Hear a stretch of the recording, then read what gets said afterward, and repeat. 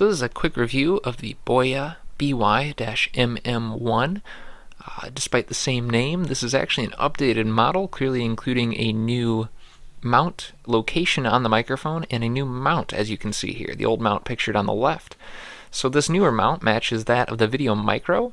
It's a Rycote Lyre, and it's now advertised on the box that this is included, so they clearly thought that the original mount could be updated on, and from the videos I have seen, that is the case. This mount will hopefully reduce input from the camera shake and any sort of bumping that was audible in the previous mount when using the microphone. So here's everything included. You get that updated packaging, the Rycote Lyre itself, the microphone, windscreen, and two cables, one to connect it to DSLRs and microphone inputs, and one to connect it to cell phones. Here's that updated mount, very close up here. You can see it offers a lot more surface area for movement. So we'll see if that comes to fruition in terms of reducing noise in upcoming shots. Here it is ready to go and how it was used throughout most of this video. All the recording tests were done with the windscreen on, as is this voiceover. So this is a test using the microphone over here. It's the Boya BY-MM1, and I'm talking very quietly in a very normal, conversationally quiet voice, and we're going to see how it sounds. We got the Nikon Z50 right there. The other microphone is right here. I'm sure you can hear that. Hello. It's right.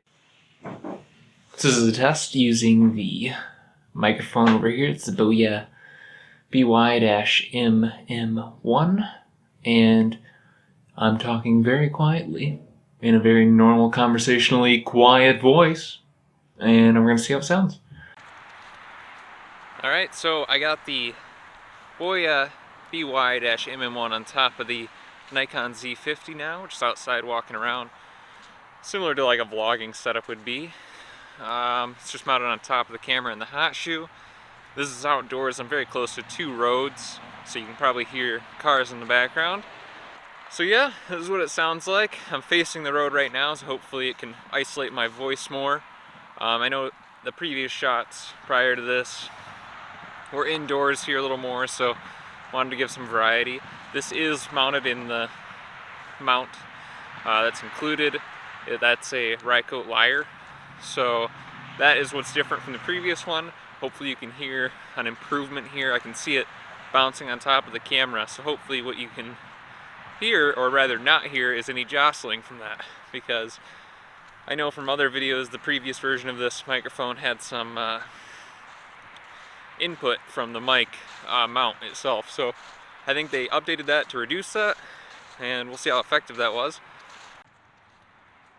Alright, so I got the Boya BY-MM1 on top of the Nikon Z50 now, which is outside walking around, similar to like a vlogging setup would be.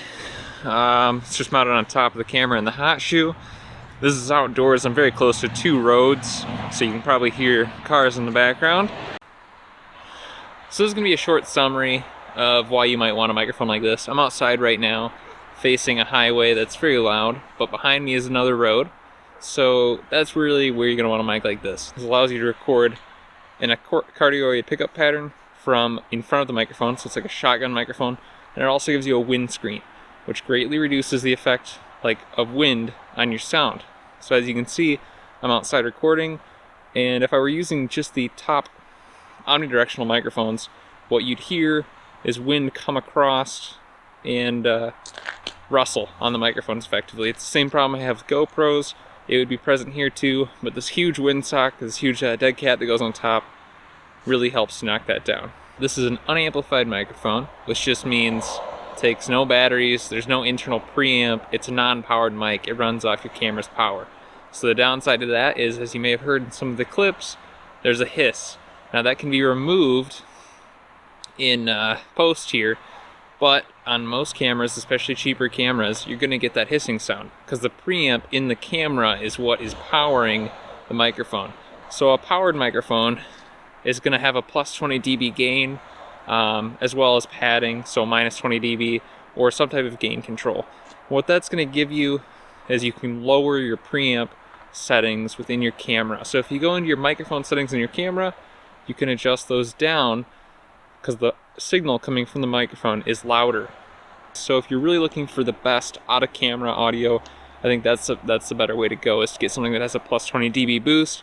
So when you're recording indoors, especially in a quiet environment, you can lower that camera gain and not have to fight with hiss in the background. Alright, so what this microphone offers is a bit of flexibility.